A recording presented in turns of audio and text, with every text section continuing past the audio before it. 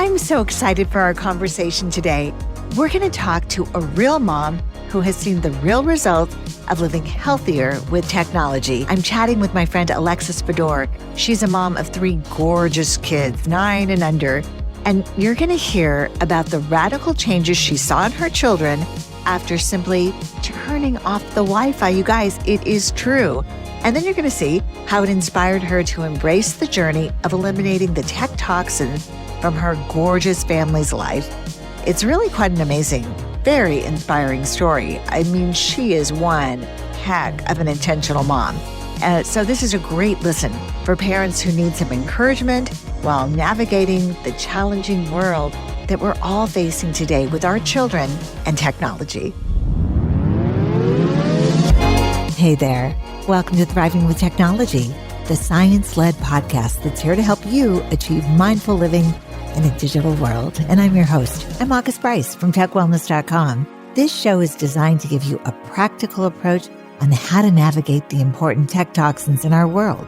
We have real-life stories, experiences, and non-fear-based facts about cybersecurity and EMFs, your online privacy, internet overuse, what leads to addiction, blue light, and so much more. So thank you. Thanks for joining us and enjoy the show.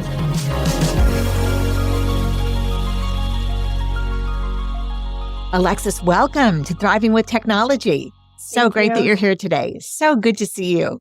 Thank you for having me. I'm so happy to be here. I am so happy because I have to tell you, you were the first woman, first mom to tell me that her children slept better and actually slept through their naps or had the ability to nap once you turned off the Wi-Fi. Yep. And I've got to tell you, I've literally heard that hundreds of times now, but you were the first. Yeah. Can you recall how that happened?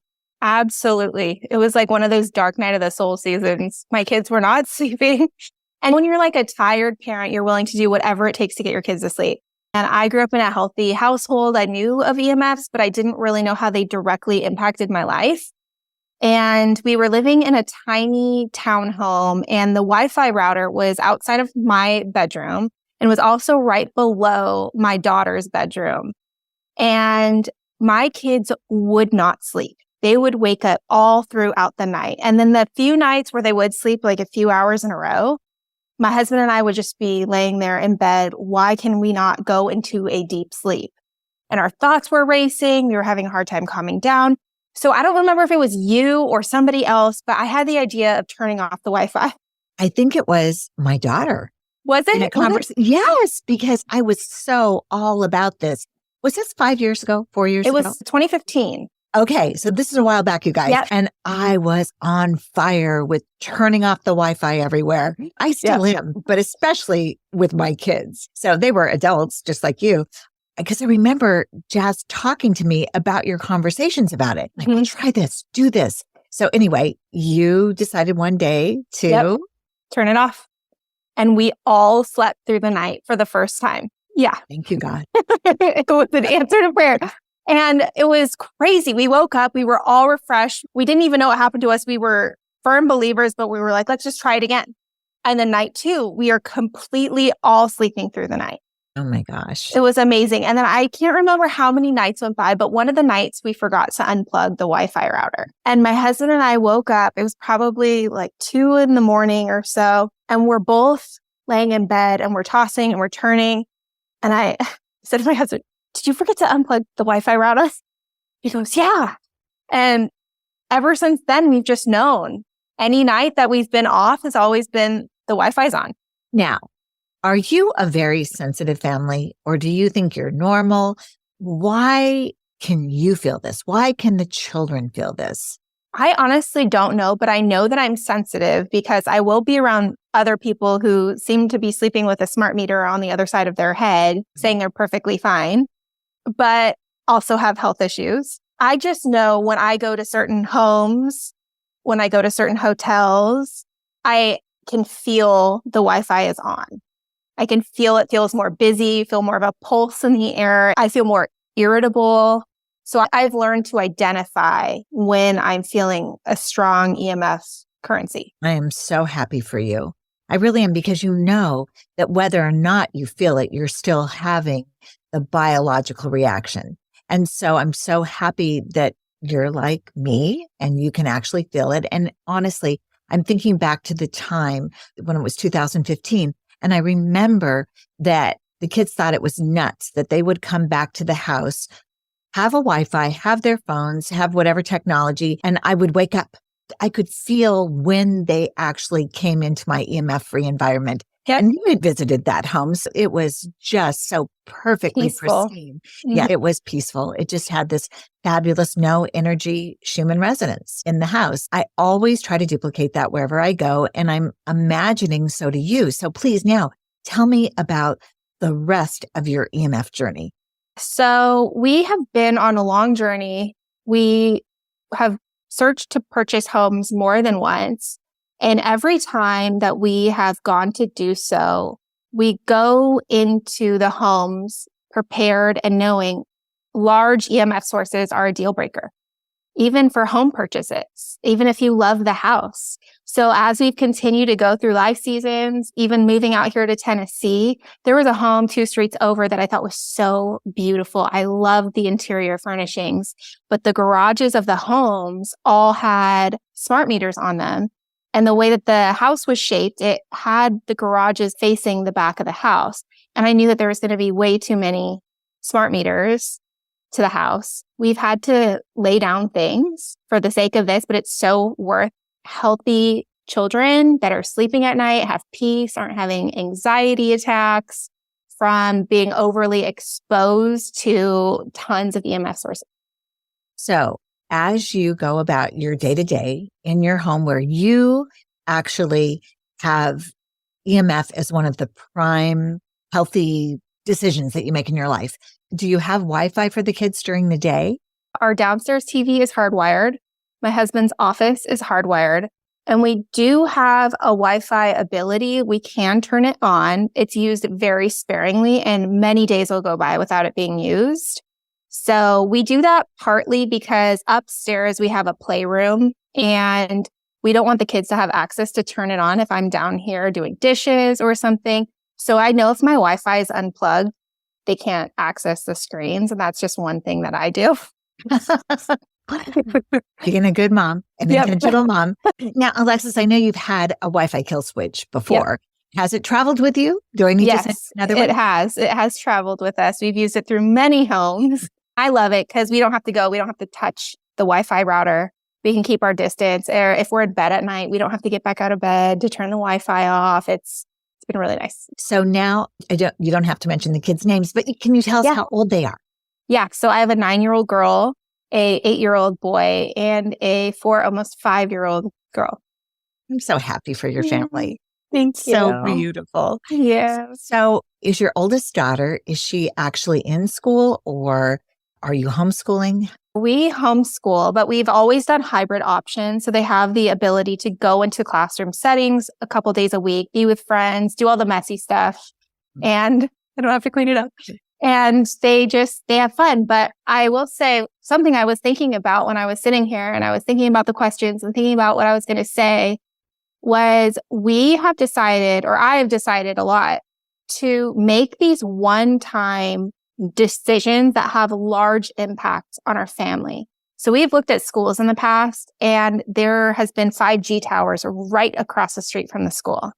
And that was a big no, even no matter how much we loved the school. My kid was not going to be there for 30 plus hours a week next to a 5G tower. Do they hang out with any kids that are in that environment? You mean for just hang out, just friends that are subject to that you've noticed a difference? And like you said, anxiety is a very common reaction to this EMF input. And hyperactivity, I will say as well. Yes. We have a family who we love so much. And anytime that their kids were struggling to sleep at night, we're having a lot of anxiety, we're having a hard time calming their thoughts, I've brought up to my friend, and she is very responsive. She's the type of friend I can talk like that with. Yes. And you can definitely see a difference or an improvement when the family limits EMF exposure to their kids. It's pretty amazing. And now with your oldest daughter, I imagine that she's either has access to a tablet or needs to do some of her work on a computer. Yep. So how does that setup work for her? Is she at a school where she has a computer at school? No. So when she goes to school, they are a very tactile type school. So everything she does without screens. However, at home, she does music lessons, still from California. She'll Zoom. She'll do language arts on the computer. So one of the ways that we have found works best for us is my kids sit right here where I'm sitting. I can see them. I can watch their screens. I could do things downstairs. She's on the computer, but I'm able to supervise her at the same time. We're talking not just EMF exposure, not just blue light exposure, but actually what's happening online. You're Correct. monitoring everything. That's so great. Exactly. Yeah. Everything needs to be monitored to some degree. I'm not going to hear every little word she's saying, but I'm going to know who she's talking to. The more that we can facilitate and help her develop a healthy relationship with technology, the older she gets, the more that she's going to be able to have a healthy relationship with it. Let's talk about that for a moment. Tell me about some of the decisions, some of the things that you've already encountered that you can maybe advise another mom about. Because I think unless you're really involved, you don't even know. You don't even know what's happening. So do you have a story or two that you can share about that? Yeah, I'm not a perfect parent when it comes to technology, but I love that my children are aware of their own minds. They're aware of their own bodies, and we've brought them up in a way that they can identify when something is bothering them, when something isn't sitting well with them. And we have that conversation. And so we were in California hanging out with a family, several families. The parents would get together and these other families would have Roblox, or they would have, it's a game online. Sure. And they're playing. Yeah. Okay. They would be playing. My kids were never exposed to it. They didn't know about it. So there was a couple games where I was like, for sure you cannot play these, but maybe we'll let you play these other ones that aren't so bad. It's a world of games. So I was like, you could play these too.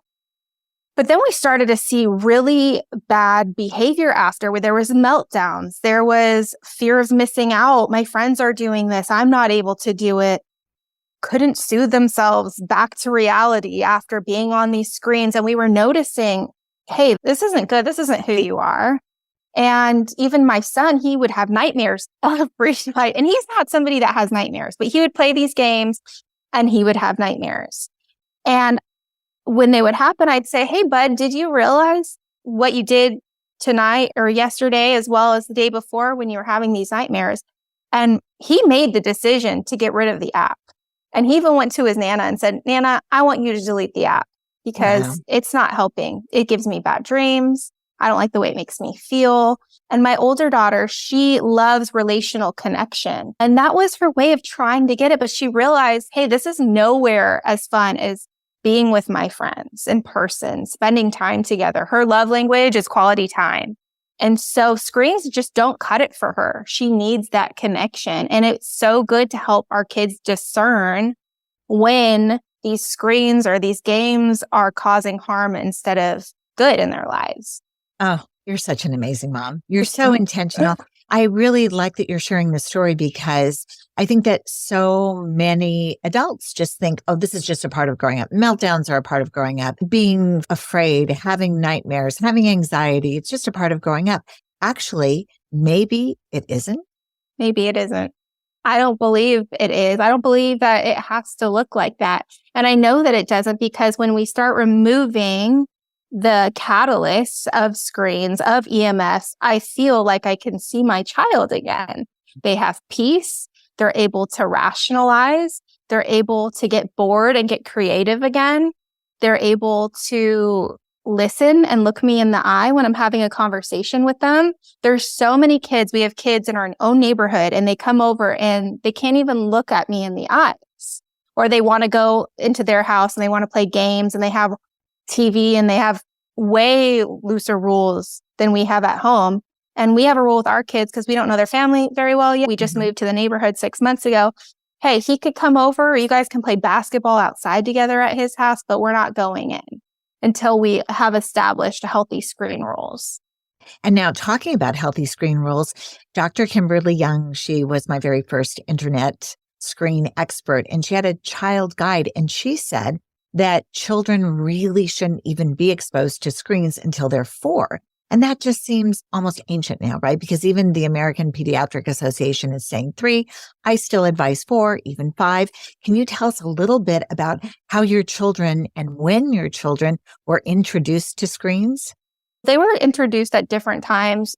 My youngest got to hold off the longest because she had no older siblings watching screens around her. My old babysitter has a baby, and we sometimes watch her baby here. We both live here. Or if Sage is in the room, my kids know, we call it no busy shows. We can't watch busy shows in front of kids. We can't watch really busy shows in front of toddlers.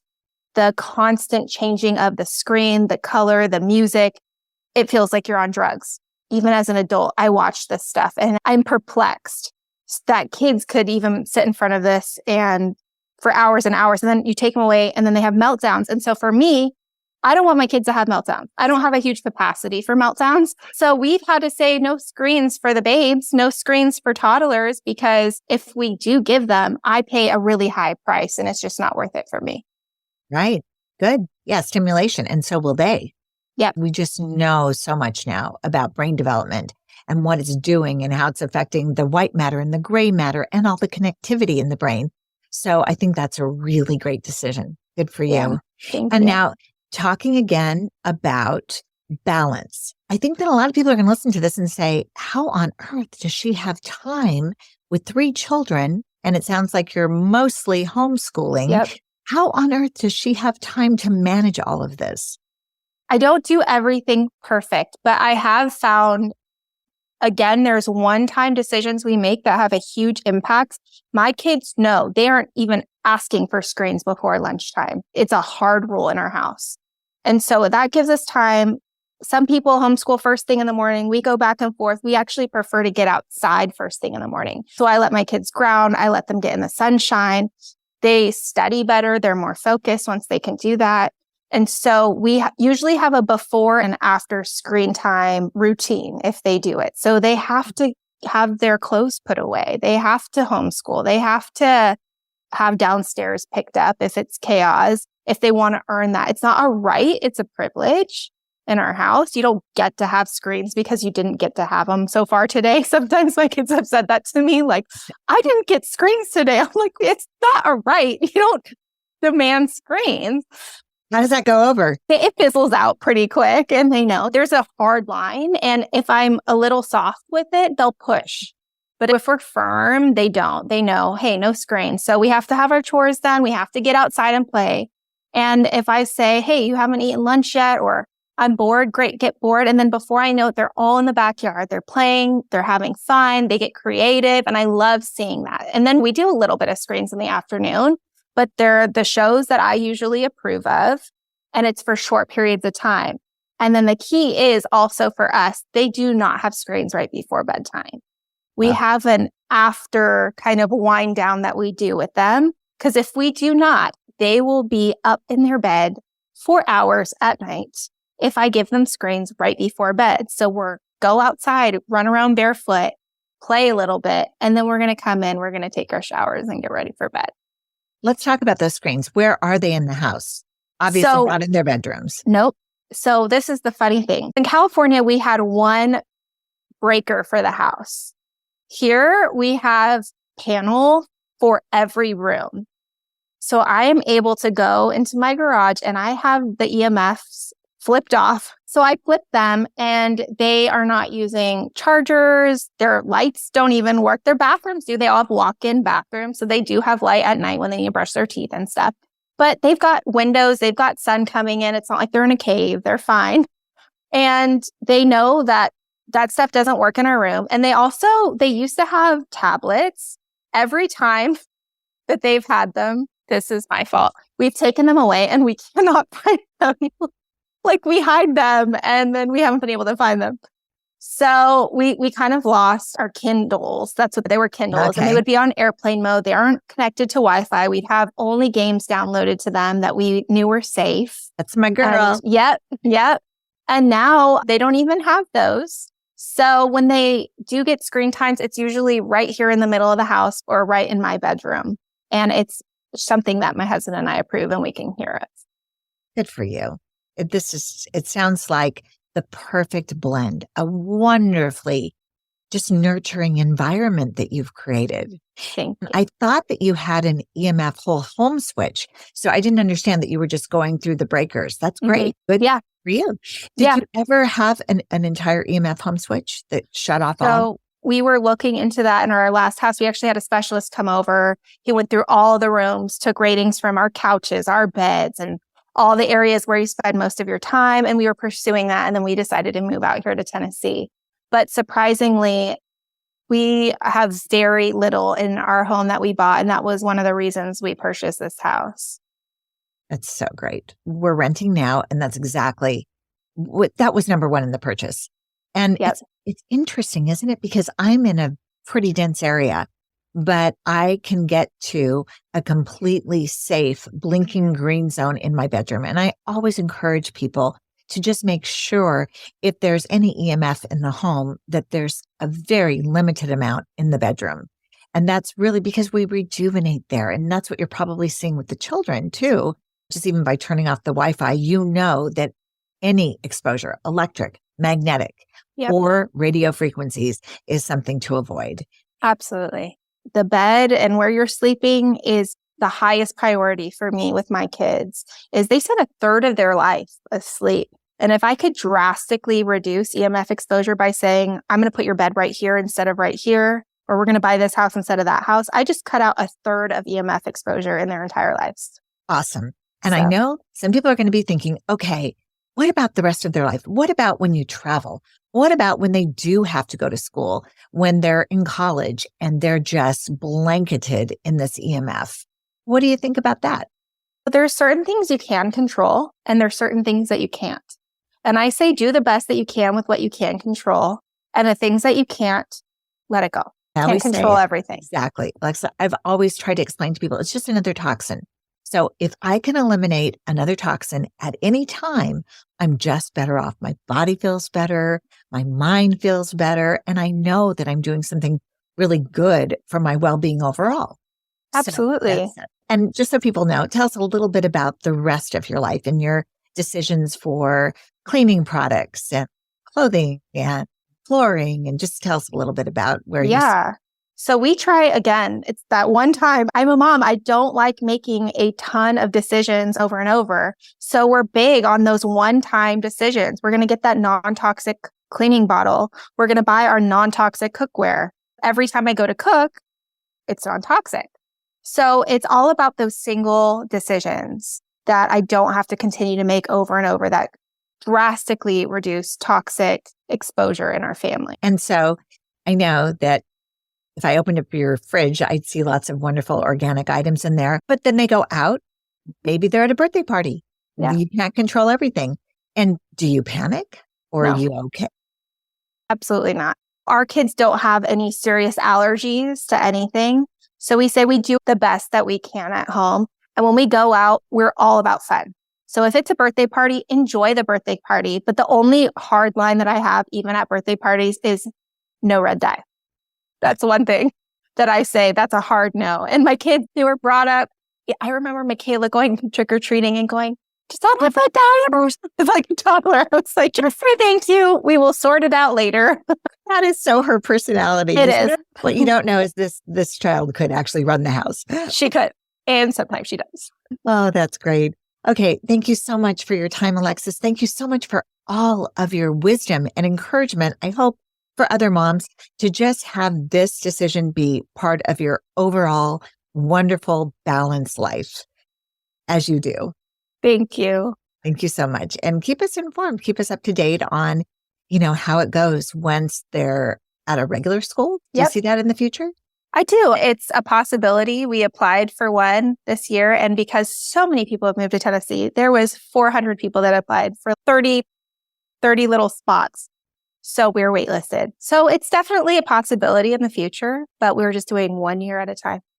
Okay. And that decision, I'm sorry I brought it up and I didn't bring it up earlier, but for that decision, will you take your meter to school? Will it matter at this point? Will you try to talk to other parents or the school about it? If you find out that there are really high exposures at this school?